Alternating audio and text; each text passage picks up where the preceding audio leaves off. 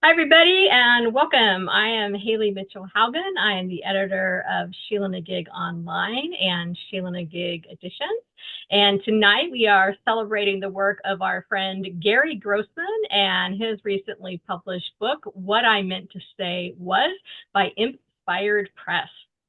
Gary Grossman is Professor Emeritus of Animal Ecology at the University of Georgia and an author of 150 scientific articles.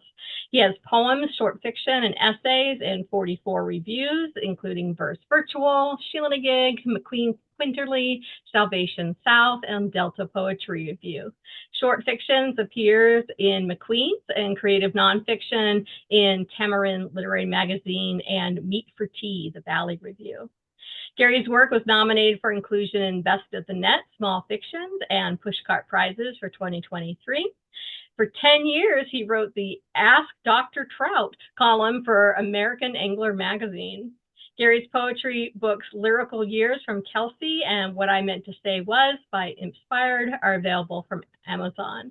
He also has a graphic memoir called My Life in Fish, One Scientist's Journey, and a gourmet venison cookbook of all things, A Bone to Pick, which are both available on Amazon. Great to have you, Gary. Take it away for us. All right. Thank you so much for that generous introduction, Haley, which I happened to send you yesterday. Uh, and thanks for everybody. I see a lot of familiar faces, and that's always so nice to see.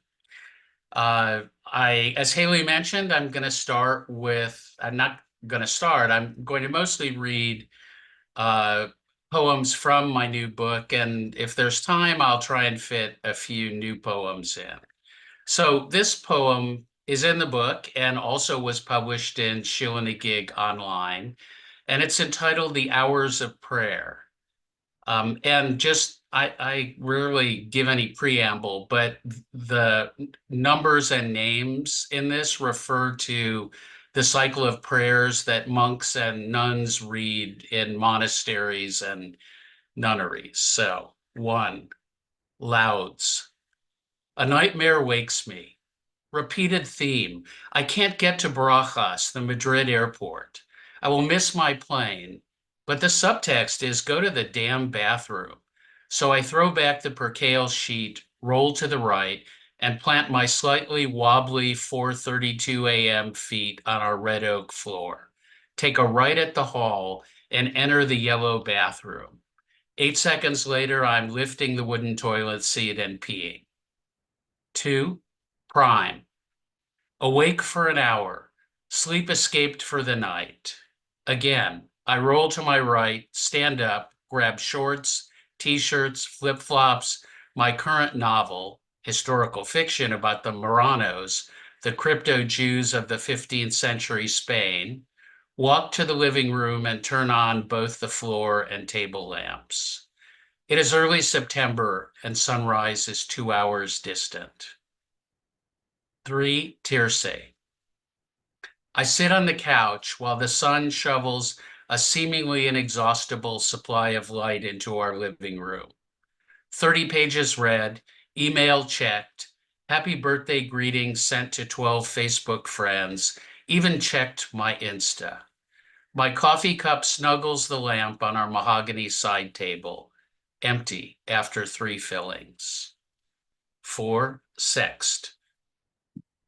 Nothing for lunch, not penance, but easier to lose the extra 10 pounds this way. Hunger chased away by a 4-mile jog. Midday is hot, already in the 90s.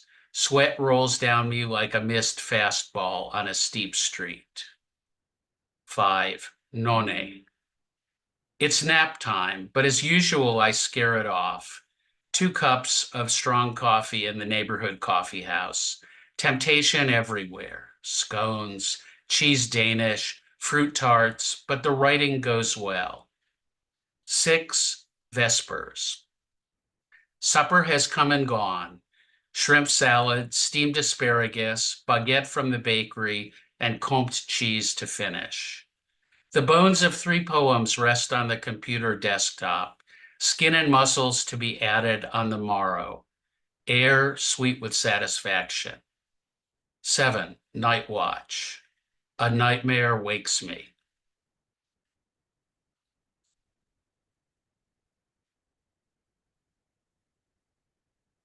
This next poem is titled What Young is Too Young. And because we're kind of on a short time limit here, I'm just going to do poem after poem. So the reading has a kind of structure, and it's the structure of the book, which starts out with me being younger and then going to the age that I am now, which I won't tell you. What young is too young? What young is too young to hold responsible when the brain isn't fused till 25? Sorting debris in the rearview mirror of life, I would like to apologize to Chris C., my first real girlfriend. Someone who picked up hurt sparrows, patching bloody wings and tails, including me at 62. Red pixie haircut, thin hips, and breasts kissed with Cherokee rose. She was a colt tossing its head in spring sunlight. But my chest had holes that only could be filled by the wet heat of new skin against my own. 3. Her parents served us espresso and anisette after our dates, and I was stunned by how a happy home was just a nod and a quiet smile, which makes my spurning of Chris even less understandable. But I was too young to know that misery is a bowl that eventually can be filled.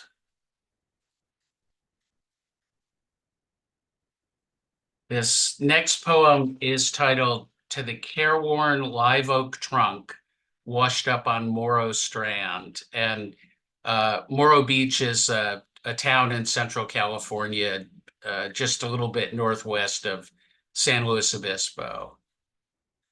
If the world hadn't called me away, injecting knowledge and career, I'd be with you now, resting quietly on your trunk, tranquility rolling over my limbs, a salving fog. Do others feel your emanations, or is it all just ether from my lungs?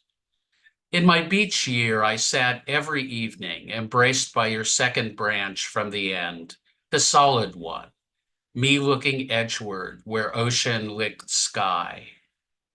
Storms teach us both the necessary and the accessory. Anchored atop a finger bluff, 15 feet above the spring tide line, did you insult Neptune only to be flung up here in gangbanger impetuosity? Or perhaps it was a rogue wave spawned 427 miles mid-ocean. Regardless, what a view you have. On mica-thin winter days, Hawaii is almost within my grasp, and I imagine psychedelic fishes, afternoon breezes tart as just ripe pineapples, and all the poi my lank stomach will hold. I've dropped by again. Been too long, I know, but time never exceeds the speed limit. And here you are, still resting on the strand, unaged by both our year together and the 10 years since. Perhaps the Appalachian love ballads I sang you out of loneliness aided your stability. Both algebra and full hearts require constants.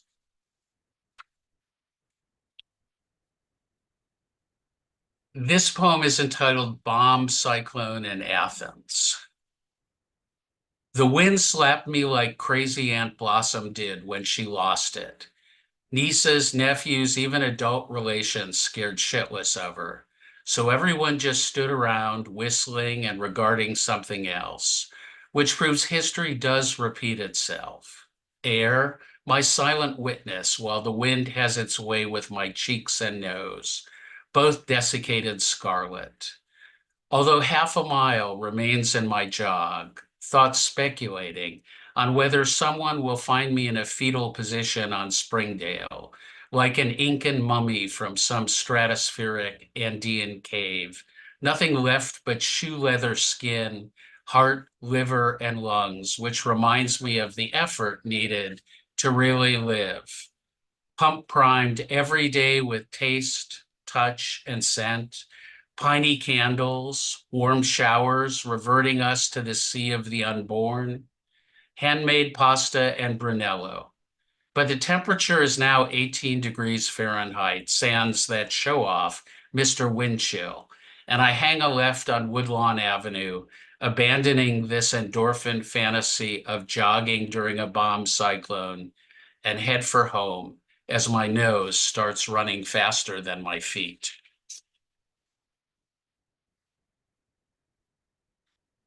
This next poem, I feel like maybe I shouldn't read so quickly. I feel like people don't really have time to absorb the poems, but I don't know. You can either do this if I should slow down or say, okay, if it's fine. All right. I have one slow down. I have one okay. I'll slow down a little bit. Color fields. The color field painters, Rothko, Still, and Newman, birthed abstract shapes, squares, fat lines, splotches like dripped candle wax, colors that contrast and complement. Creative lust is satisfied by many forms of caress. I paint with words, hoping to inform that crimson is a slash of blood, but scarlet says, please smile. Today, my mood falls between Viridian and Azure, learning that physics has now established that light and emotions are one and the same. My brain furrows and a query lingers. Is love a particle or a wave, or in some essential way only complete as both?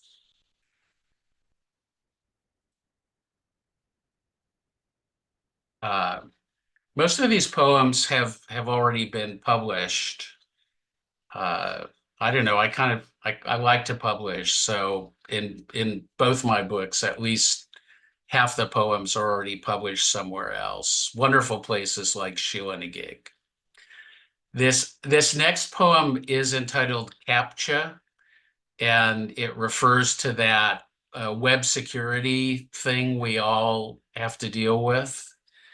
And it actually was published in the wonderfully named, now what did I forget the name? The name actually means throwing something out the window, but I can't remember it right now. CAPTCHA. You're an a-hole, really. My optic nerve skewered far into my cerebellum by this chastity belt for the web. Postage stamp pictures, grainier than beach sand, but missing warmth. Hacker, no. Hacky, yes, but minor troubles. Once a laptop purchase, quickly erased, though the schmuck reordered 64 minutes later. But you, CAPTCHA, you've held me hostage 100 plus times.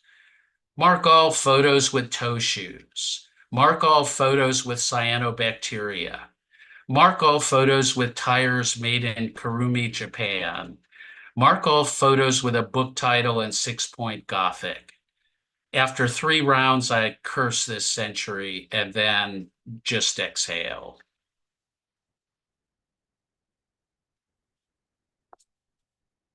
This poem is titled, Make the Barbies Talk, Daddy. I have 2 girls. Well, you'll learn my whole history of fatherhood in this little poem. Well, long poem. 1. Our kids don't sleep, so we stumble through the days. A bedroom brood chamber, queen, us, single, 5-year-old, and crib, baby. While clean laundry in the blue latticed basket shouts, fold me, as it squats in an unclogged square meter of bedroom. But there's no room for a body to sort clean boxers, so I wear nylon gym shorts, washed daily in our soaped porcelain white bathroom sink. 2. We climb the hours until bedtime, our PhDs granting knowledge and fretful thoughts as we navigate the minefield of our home. Eyeless toes step lightly over homeless pacifiers, and Legos strewn across red oak floors, like a modern version of Van Gogh's Sunflowers. Some breaths are half taken as we shrug, and another furrow joins the quartet at Lips Corner. 3. I am an only child raised by a single mom, now a father, young girls and rhinestones a mystery, though my wife, youngest of 6, navigates this sea of girlness like a homing salmon zigzagging through a 21st century sea. Masters of the classroom, our tools, logic and analysis, mostly fail with these girls. Some dilemmas ethical. Should we or shouldn't we buy the requested Barbies? Scientist Barbie makes the cut, as do Latinx engineer and African-American physician. Mom said, a boy? No dolls. Nightmares run through our beds again, and I'm empty as the valves of a shucked oyster. But it's time to animate the Barbies, and I'm clueless and dead tired. Moving to Rachel's room, my back against her bed, we sit on the blue-gray braided rug, a Barbie in each hand, and she says in a slightly irritated bird voice, "Make the Barbies talk, Daddy. Make them talk." So I'm pushing through my weariness, plumbing the depths of creativity, and I morph Barbie 1 into a surgeon performing an appendectomy, while Barbie 2 quickly earns a PhD in astrophysics and begins lecturing on black holes. I amuse Rachel for 5 minutes and 42 seconds. Then she says, "That was okay, but now let's change their outfits."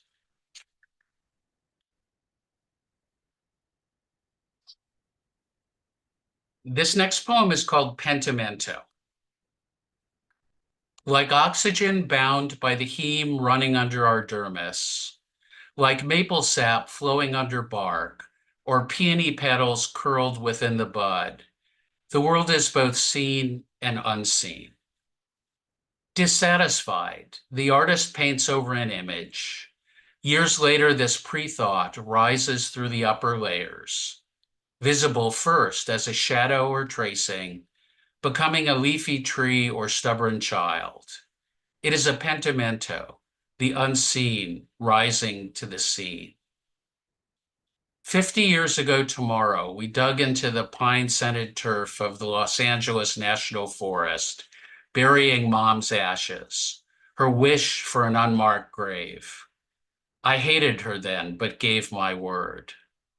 Grandma said, "This will kill me," but lived another decade. Today I gaze at the thick chestnut hair, blue topaz eyes, and unattached earlobes of my 2 grown daughters, pentimentos all. That voice a silent prayer. Let my failings never rise through their forms of brilliant paint.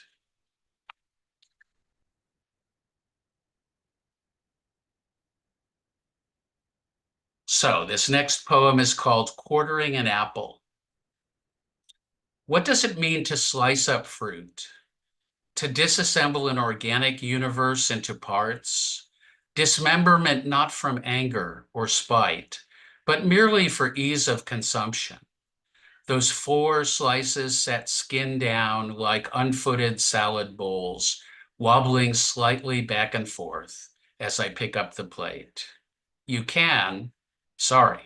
may quarter any apple with the same result. Wine sap, delicious, Macintosh, even the new sweet as a spring sunshine lemonade apples I bought at the rusty nail-stained fruit stand on the 4-lane, South Carolina Route 25 between Greenville and Asheville.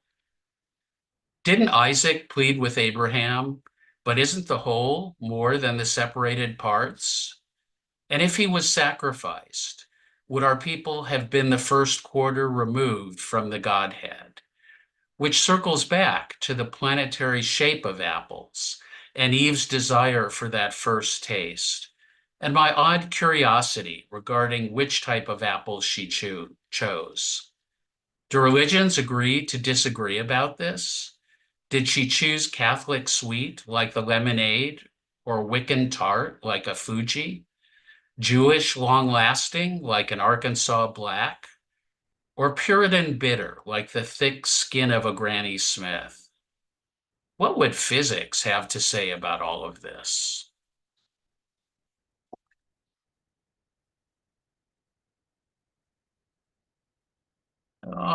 Okay, kind of coming close to my time limit here. This poem is entitled California Bay Laurel. And I write a lot about my childhood in California, but also trips back.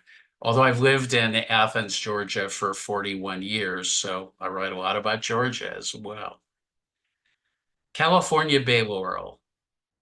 Smell evokes the strongest memories, bypassing thymus, racing right to the olfactory bulb like some nutso driver in Stop and Go, passing everyone on the road's shoulder.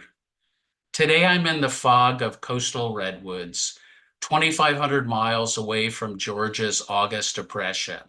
Heat and humidity so bad you can see fungi grow, sometimes even on yourself. So today, the Tuesday after the funeral of my wife's oldest sister, we're hiking in the redwoods, and I'm suddenly triggered by a branch laced with emerald knife blade leaves. And instead of the Russian River Valley, I'm 15, standing on Pacific Coast Highway 1 at Cayucos, thumb out, having just picked a few bay laurel leaves to place under my backpack straps. Leaves pushing out the scent of good health, pungent, peppery, part thyme, part oregano, somehow slowing my heart rate, deepening inhalations and exhalations, injecting a fog of calm so intense, I've forgotten the thrown objects and occasional blows of my bipolar mother, and the oozing wound just to the left of my heart, sliced by a dad's perpetual absence. Ghosts resurrecting phoenix-like 50 years later as I pick leaves from another bay laurel. When my cell rings and I hear the voice of my older daughter, the veterinarian.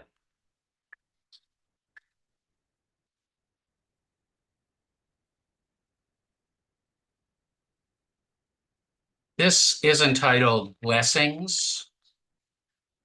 5:30 a.m., November 8th, and my yard owl, a barred male, has woken me with his high reverb, "Who cooks for me?"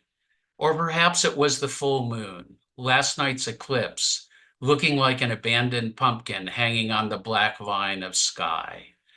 Most likely it was the fall back to standard time, old body, slow to adjust, sleep, elusive once you've woken. Maybe that should be called re-sleep. While the sparse silver forest on my arm is roused by the cold emptiness of our room, my wife visiting her siblings -1 across the continent, and I could kvetch about missing her, a bit of me gone. Together, 40 years. It feels like the solid part of my smile has faded these last few days. But then I consider the sister-in-law who passed 1 month ago, and what a blessing it is to watch the moon turn from silver to orange. Hear that owl, unfulfilled, but still calling. Feel the hair on my arm stand up in the chill of our November bedroom. And I will read one more. Do I have time for one more, Haley? Okay. This is titled The Celadon Vase. You always loved the color celadon, liquid jade hoisted from earth to clothe stiff-necked porcelain, all from an east so distant that small migrating birds travel west to arrive. After you passed, the front door warped slightly, and I wondered if you were the storm wind seeking a way back inside. Spirits are persistent and need no timepiece. Your vases still sit upon our maple dresser. And with that, I will thank you for your patience, and I hope you enjoyed the reading. Thank you so much, Gary, for sharing your work. It's an honor to be able to support your new book. So lots of great poems there. Thank you so much. We're going to move into our open mic version of the evening, and our open mic readers have signed up previously, and we have 5 of them tonight. And we're going to start off with Rosemary. Here I go. This was published in Sheila-Na-Gig, and it's called Flamenco Somewhere in Huelva. Another warm night in Andalusia. An occasional wail from one of the courtyards. The laughter of children playing in the dark, enjoying the more forgiving heat of the night-white, heat-reflecting village walls. The Mediterranean slurps lazily against the stones. Fishing boats are bobbing on short waves in the distance. Their lamps glowworms on moonless water. A guitar picks up the wail, each string a song, the stone staccatoed, another string winding its harmony around the first, palmas punctuating the rhythm. A man's voice. El río Guadalquivir va entre naranjos y olivos, baja de la nieve al trigo. Federico knew his cantos hondos. So does the gitano who takes it from there, singing his own pain in the dark of an Andalusian village. A woman, a skirt, a star in her black hair, an arm, a hand picking flowers from the air, a hand that just finished washing the dishes. She lifts her skirt, moves her hip, lowers her eyes, then raises her head in one defiant jolt. She is woman, ole!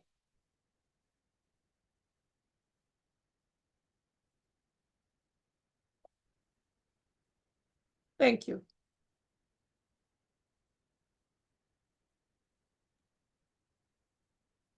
With that, I believe it's my turn. I'm Pam Anderson. The original has to be said. Just moving on from that. I'll read 2 poems. The first one, published by Sheila-Na-Gig. Thank you so much for that.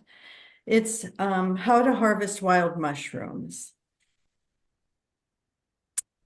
Best to forage on cool September mornings, when ground is blackly wet and saturated from overnight rain. Underbrush will be flogged into submission, perhaps making it slick and difficult to navigate. So wear sturdy shoes with soles that grip. Carry the wicker basket and sickle moon blade, hunting near beech and oak, where they are best loved, and harvesting the ones with smooth honey-colored domes or those with gill-less underbellies. Unlike you, wild mushrooms want nothing, neither to stay nor to be chosen. They just wait until you come as our family has always come, to silently cut them away, filling the basket and returning home to soak them in briny water before rinsing and scattering across clean flour sack cloth to dry in the leaping white sunlight. Store them where it is cool and dark, using a lidded glass jar placed away from any warm space. They will keep. Soon enough, the world will lean hard into winter, covering living things under ice and snowy mounds. And you will soldier on, returning again and again to wild mushrooms harvested in September. The second one I'll read. This was previously published in Controlled Burn, and it's from the same collection as the Wild Mushroom poem. This one is called My Brother's Coat, December 1942, Prague. Mismatched buttons hang their small bone heads like drunken Germans tilted over empty shot glasses. They barely hold on. I barely hold on to lapels, sink my face into cloth, redolent with earth, pine, sweat. 2 years, only 2 since the bolt of wool tumbled across our kitchen table, paper pattern affixed to fabric, shears carving shapes, needle drawing in, dragging out. Our mother smoothing red-knuckled hands across his shoulders to inspect the fit. She knelt, straight pins protruding from pursed lips to measure the length of the hem. Fish soup simmered on the stove.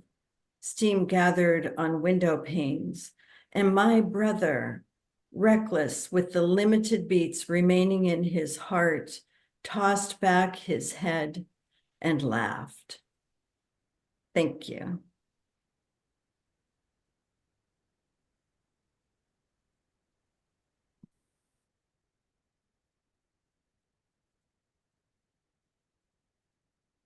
Okay, I guess I'm next, Cynthia Anderson. And I'll read a couple. The first one from the current Sheila-Na-Gig. This is called Los Angeles, Fort Worth, Chicago. And it harks back to the plane trip my husband and I used to make a couple times a year to see his mother who lived north of Chicago. So I had a lot of opportunities to look at the landscape on the way from the air. And that's what this is about. Los Angeles, Fort Worth, Chicago. Viewed from the air, long stretches of nothing. And then the earth says something, pushes upward. The plane's shadow travels with it, a flat slice of dark against the light. Dry stream beds wind and coil, immobile, yet animating the place they come from, where we can't follow. Now the land glows red, the hollow of a heart. In cracks and eddies of rock, trees run out like ink on a roller, the last marks intruding into sand. Soon, the wasteland of agribusiness, perfect circles in odd patterns, a game with no winner, pieces left at random on the board. At sunset, a graying haze forms a ring around the horizon. Serene above human affairs, clouds billow in moonlight, group and ungroup. Truths of wind and water eclipse a mind filled with things that haven't happened yet and that never will happen.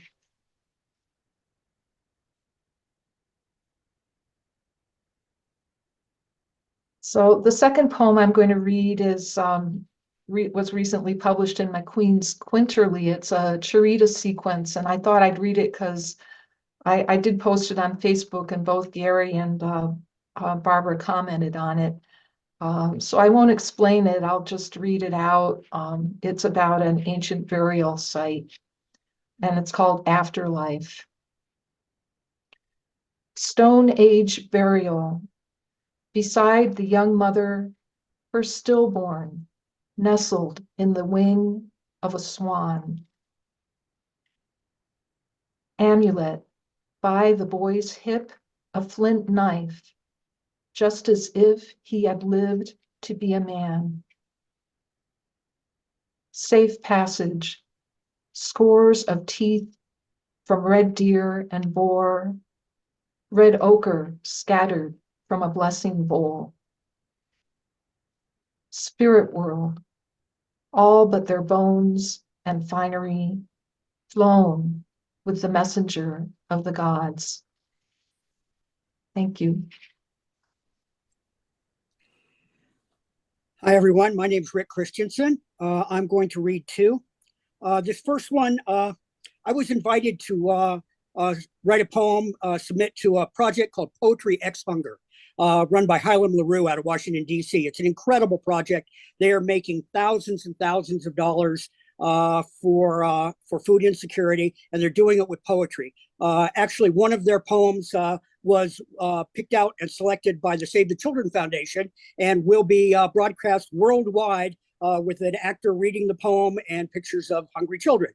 So I went into the site and looked at it, and most of the poems in there were poems written by the haves to the have-nots. I mean, beautiful work, but a lot of, if words were wheat, then I would write you out of your hunger.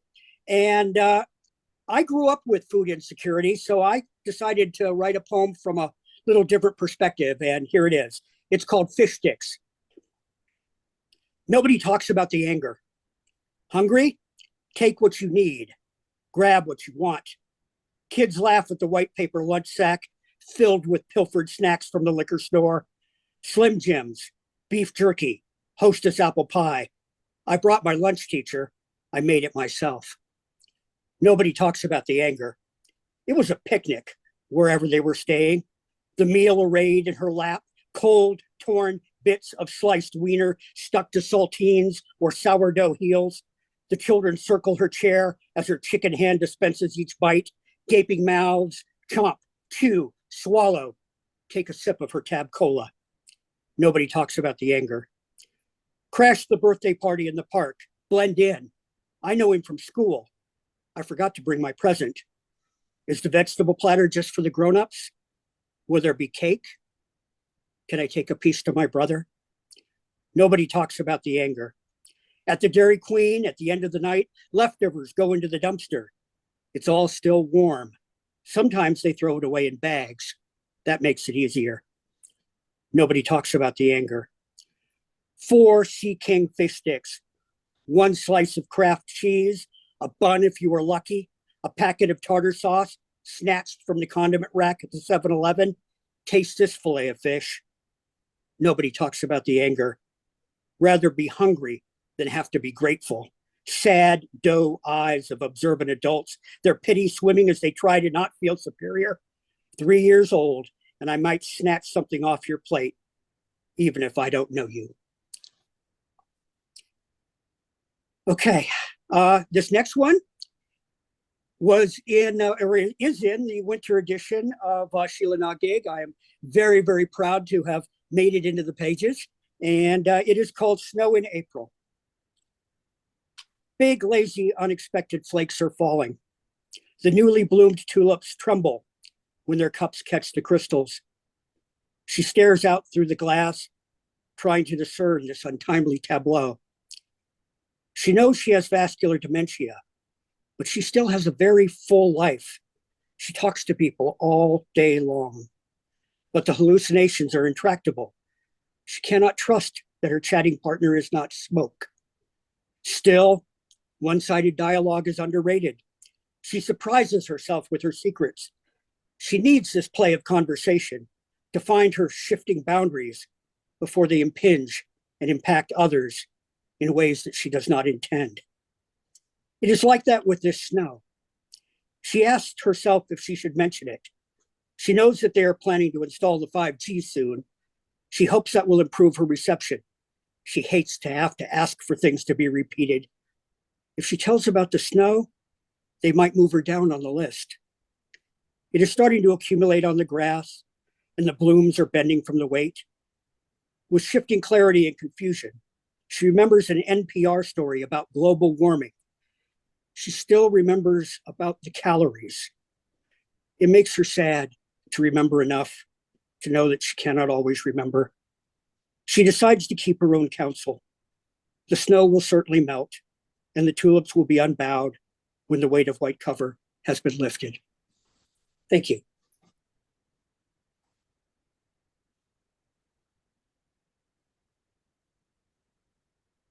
Hi, Judy Kronenfeld here, the last reader. I'm going to read two poems from Sheila-Na-Gig, and I'll start with this one. I'll just say I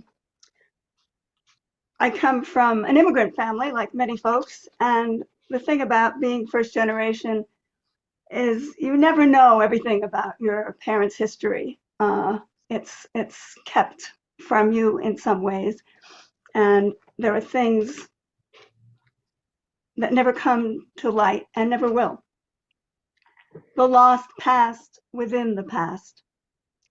I remember my long-gone mother's fears, how she huddled us home from the subway stop in the ominous night, furtive as the mugger she dreaded, how she dipped only her feet in the broad foam apron of the sea and leapt back when a far wave reared, how she always anticipated the dire turns of fate that scared her, like having her daughter pulled under by wild beast girls up the street and ruined in the 19th century sense. She never quite melted into my birthright pot, unlike her youngest brother, who gently chided her for babying me too much. He'd make a quiet ceremony of reading my essays for school, eyes beaming the adult attention that said I was a person, while I waited, breathless, for his sanction. Yet today, I keep hearing his inconsolable moan 30 years ago when she died. Stella the Starka, Stella the Starka. Her name strangely joined with strong. Was her strength to have survived the light annihilating stroke, the months of recuperation lying monuments still, the second stroke, and then almost surgery for the broken hip? Or was my uncle's cry a door I ignored that might have opened to the buried past none of his generation ever shared with us? We, the American kids, never asked. To Vienna, once their home, to Vienna abandoned, to the Olympic, sister vessel of the Titanic, heading towards New York, carrying the whole family away from the coming darkness, to my uncle, a preteen barely out of sailor suits, and my mother, his big sister, a grown woman 10 years older, not yet a greenhorn? Could she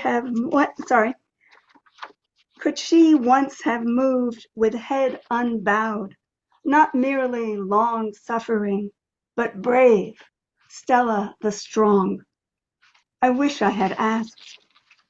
Did she clasp her kid brother in a fierce hug as their ship rose and sank on gray Atlantic waves, and he sobbed? Did she say, "It's an adventure, Izzy, but you're safe," and lead him to the promenade where the wind-driven spray blew in their faces? Okay.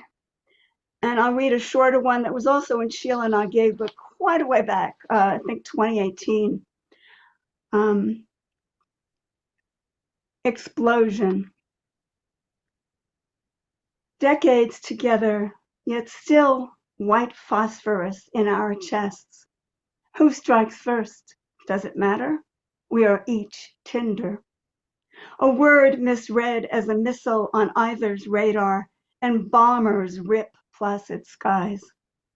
Afterwards, scorched, exhausted, we both dig in and stoke the embers in private underground shelters flanking the de facto DMZ.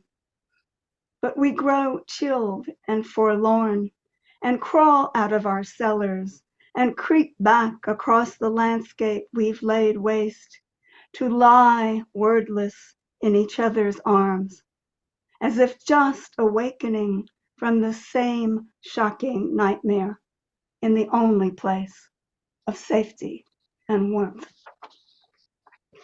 Thank you so much, Judy. And Judy has a chapbook coming out with us this year. We're going to start production on that pretty soon, so that's pretty exciting.